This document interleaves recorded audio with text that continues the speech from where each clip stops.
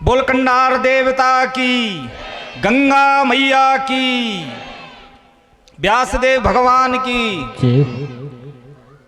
अखंड ब्रह्मांड के नायक परमपिता परमेश्वर, हम सबके आराध्य प्रातः स्मरणीय भगवान श्री कंडार देवता जी के चरणों में प्रणाम करता हूँ, नमन करता हूँ। और ये हम सबका सौभाग्य है कि हम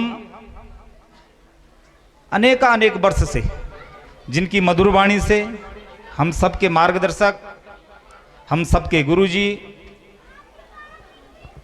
परम सम्मानित श्रीमान राधेश्याम खंडूड़ी जी, व्यास जी के चरणों में प्रणाम करता हूँ। और हम सब के आराध्य और जो भगवान के रूप में, परमपिता परमेश्वर के रूप में, मैं जब 19 साल की उम्र थी तो सन 1988 में मुझे परम पूज्य गुरु जी स्वामी जी का उद्बोधन कथा सुनने का सौभाग्य प्राप्त हुआ। सन 1988 में व्यास देव जी ने हमारे गांव में कथा करी थी। हमारे यहाँ माँ भगवती का मंदिर है राजराजेश्वरी का। 1988 में आपकी कथा वहाँ हुई थी। उस कथा श्रवण करने का सौभाग्य मेरे को भी प्राप्त हुआ था। और समस्त ब्राह्मणों के चरण, ब्राह्मण देवताओं के चरणों में प्रणाम करते हुए, इन सभी 7-8 गांव की मेरी बहनें, मेरी मातृशक्ति, आप सबके चरणों में प्रणाम करते हुए, इन सभी गांव के जनप्रतिनिधिगण और मेरी पार्टी के वरिष्ठ नेता, प्रदेश कार्य समिति के सदस्य और अनेक पद पर कुशल संगठनकर्ता, कुशल वक्ता, अखिल भारतीय विद्यार्थी परिषद से जिन्होंने अपनी यात्रा प्रारंभ की, ऐसे सम्मानित आदरणीय रमेश चौहान जी, ऐसे अपने वरिष्ठ नेता, अखिल भारतीय विद्यार्थी परिषद से सेवा करके समाज की अनेक कार्यों में आप निरंतर आगे रहते हैं, हरीश डंगवाल जी, इस मंडल के अध्यक्ष मेरे छोटे भाई राजेश राणा जी, कांग्रेस पार्टी के जिला अध्यक्ष सम्मानित मेरे छोटे भाई मनीष राणा जी, मेरी मातृशक्ति, इस गांव के सम्मानित सभी बुजुर्गगण, सब संत समाज, मैं आप सबके श्री चरणों में प्रणाम करते हुए मैं सर्वप्रथम अपनी बहनों को इस शिव महापुराण की हार्दिक बधाई और शुभकामनाएं देता हूं। और भगवान कंडार देवता से प्रार्थना करता हूं, माँ गंगा से प्रार्थना करता हूं कि मेरी बहनों का दिन दुगनी रात चौगुनी तरक्की हो, मेरी बहनें स्वस्थ रहे, मस्त रहे, कंडार देवता का आशीर्वाद आप सब परिवार पर बना रहे, ऐसी मैं भगवान से कामना और प्रार्थना करता हूं। माताओं, आप सबके आशीर्वाद से अनेक स्थानों पर अपने पूज्य व्यास देव जी महाराज जी के चरणों में जाने का और इनकी कथा श्रवण करने का सौभाग्य प्राप्त होता है। जैसा आदरणीय गुरु जी ने कहा, अभी कुछ दिन पूर्व पुजार गांव में सिद्धेश्वर महादेव एक प्रसिद्ध हमारे देवता हैं, वहाँ उनके यहाँ पर भी ध्यानियों की कथा थी, बहुत प्रसन्नता हुई। ऐसे आजकल ढुंगाल गांव, बगसारी, चिलमण गांव में भी कथा चल रही थी, आज यहाँ चल रही है, अभी मुखबा में भी है, और ऐसा बहुत खुशी होती है। मेरी माताओं बहनों, आपका जो ये मैती देवता है, ये आपका रक्षक है, ये आपके माता पिता हैं। ये निरंतर जब तक आपका जीवन है, आपके साथ खड़ा है, आपके बच्चों के साथ ये खड़ा है। और आपने भी अपने धर्म को निभाते हुए अपने इष्ट को, उसकी पूजा करने के लिए आपने अभियान चलाया। आपका बहुत बहुत बधाई, आपको शुभकामनाएं। जैसा कि मैं तो एक अज्ञानी हूं, लेकिन यहाँ पर हमारे परम पूज्य गुरु जी बैठे हैं। जैसे स्वामी जी ने कहा, निश्चित रूप से ये जीवन आया है और निश्चित ही चले जाएगा। आने को जब बच्चा गर्भ में रहता है माँ की, तो हर कोई जानता है कि ये बच्चा होगा, लेकिन आदमी जब इस दुनिया से जाता है तो कोई नहीं जानता कि कब जाएगा। और ये सच है कि सबने जाना है। तो इसीलिए गुरु जी ने जो कहा, निश्चित रूप से भक्ति पे शक्ति है।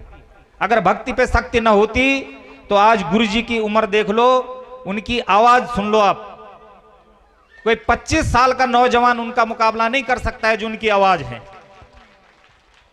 क्या आवाज है गुरु जी की, आज भी क्या दम है गुरु जी की आवाज में। वो भक्ति की शक्ति है, क्यों, परमात्मा में लीन है, उनको कोई कमी नहीं थी, वो सर्व संपन्न है। लेकिन वास्तव में परमात्मा को पाने के लिए हम लोगों ने मानव जीवन लिया है। निश्चित रूप से अपने लिए सब कोई करते हैं, लेकिन समाज के लिए भी करने की हम लोगों को सोचना और विषय रखना चाहिए। एक निवेदन और करता हूँ आप मेरी माताओं बहनों, मेरा सुझाव है कि हम जैसे हम लोगों ने संकल्प लिया है कि हमें देवता की हमने कथा करनी है, ऐसा संकल्प हम भी छोटा सा ये लें कि हमारे बीच में अनेक दिहाड़ियां ऐसी हैं जो आर्थिक रूप से कमजोर रहती है, और यदि दुख बीमारी सब पे आती है, भगवान न करे किसी दिहाड़ी पे कष्ट आ गया, उसके पति बीमार हो गए, उसके बच्चे को पढ़ाई के लिए उसको आवश्यकता है, तो हम लोगों को उसमें भी यही काम करना चाहिए कि हम लोग सब इकट्ठे होकर एकत्रित होकर के उस परिवार की रक्षा करें, उस बहन की रक्षा करें। वो भी एक बहुत बड़ा पुण्य का काम होगा। ये हम सब लोगों को ये भी आपस में एक अभियान चलाना चाहिए, बहुत अच्छा काम है। तो आदरणीय गुरु जी ने आप सब के समक्ष पूरी अपनी बात रखी। पुनः एक बार एक बात के साथ अपनी वाणी को विराम देता हूं। अभी जब हमारे सम्मानित हमारे सैनिक भाई यहाँ पर आदरणीय कमांडेंट साहब, उनके साथ सभी अधिकारी, जब उन पे रक्षा सूत्र बांधा जा रहा था और हमारे भजन संध्या में भारत माँ के भजन को गा रहे थे, तो निश्चित सबके अंतरात्मा से बहुत भावनाओं में लोग आ गए थे। स्वाभाविक है, अगर ये न होते तो हम सुरक्षित न होते।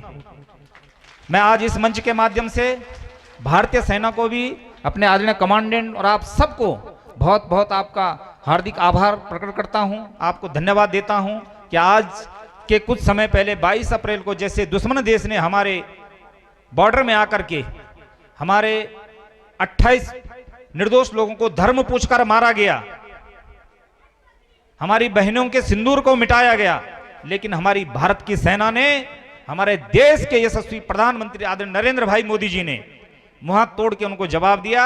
मैं कंडार देवता से प्रार्थना करता हूं कि हमारी सेना को, आदरणीय भारत सरकार नरेंद्र भाई मोदी जी को आपका आशीर्वाद बना रहे, ऐसी मैं कामना करता हूं। और अब समय की बात है, कथा श्रवण करने आए हुए, बाहर से आए हुए तमाम यहाँ पर जितने लोग हैं, आपका भी बहुत बहुत धन्यवाद, आभार, आपका हार्दिक स्वागत, अभिनंदन। और माताओं, विशेषकर आज समाज में एक प्रचलन बढ़ चला है, नशे का प्रचलन। हमारे बच्चे नशे की ओर बढ़ रहे हैं, हम लोग अपने बच्चों को समय नहीं दे पा रहे हैं। तो आप लोगों से मेरा करबद्ध हाथ जोड़ की प्रार्थना है कि हम सब लोग अपने बच्चों को शाम सुबह जरा उनको जरूर उन पे नजर रखें कि हमारा बच्चा क्या कर रहा है। हम काम ही पर बिजी न रहो या अपने धंधों मंदों में बिजी न रहें, अपने बच्चों पे ध्यान दें। दूसरा, जो अपने घर में छोटा बच्चा है आपका, अगर मैं अपने भाइयों से, तमाम नौजवानों से निवेदन करना चाहता हूं कि हम सब लोग घर में पूजा करते हैं, सुबह नहाते धोते हैं, दीपक लगाते हैं, शाम को भी हम सब लोग अपने घर में दीपक लगाते हैं, अपने इष्ट देवता को पूजते हैं। तो हमारे घर में जो छोटे बच्चे हैं, नाती है, छोटा बच्चा है आपका 8 साल का, 10 साल का, उसको अपने पूजा स्थल पर अवश्य ले जाएं। वो सीखेगा बचपन से कि हमारा क्या है, ये धर्म संस्कृति हमारा क्या है। अपने बच्चे को अवश्य सिखाएं पूजा पाठ करना, हमारा सनातन धर्म है और इस धर्म पे बहुत बड़ी ताकत है। तो ये मैं निवेदन आपसे कर रहा हूं। अपना बच्चा, आप घर से जब बाहर निकलते हैं पूजा करके, तो अपने तिलक, माथे पे आप तिलक लगाते हैं, पर आपका बच्चा अगर स्कूल जा रहा है तो अपने बच्चे के माथे पे भी आप तिलक लगाकर उसको स्कूल भेजें, उससे आपका बच्चा संस्कारवान बनेगा। तो पुनः इस महापुराण के शुभ अवसर पर समस्त मेरी बहनों ध्यानियों को बहुत बहुत हार्दिक बधाई, शुभकामनाएं देते हुए अपनी वाणी को विराम देता हूं। जय हिंद, जय भारत, जय उत्तराखंड, जय श्री राम। भारत माता की, भारत माता की, कंडार देवता की, काशी विश्वनाथ भगवान की, गंगा मैया की, व्यासदेव भगवान की।